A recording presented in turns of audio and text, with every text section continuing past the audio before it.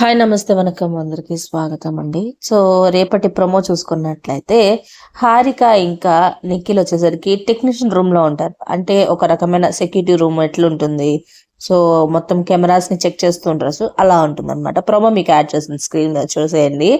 ఇంకా big boss మాట్లాడుతూ హారిక అంటాడు.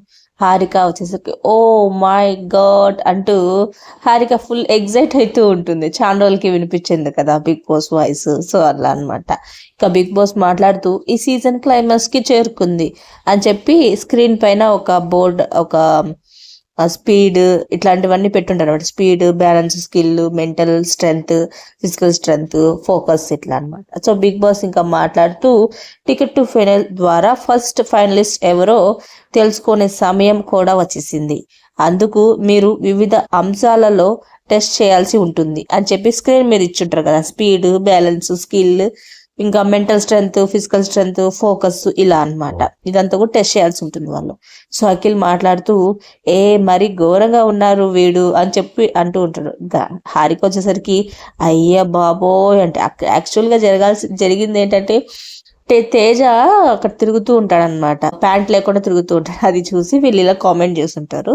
నెక్స్ట్ బిగ్ బాస్ మాట్లాడుతూ టెస్ట్ లో పాస్ అయిన వాళ్ళు టికెట్ టు ఫైనల్ కోసం కంటెండర్ టికెట్ ని పొందుతారు అని చెప్పగానే హారిక షాక్ అయిపోతుంది.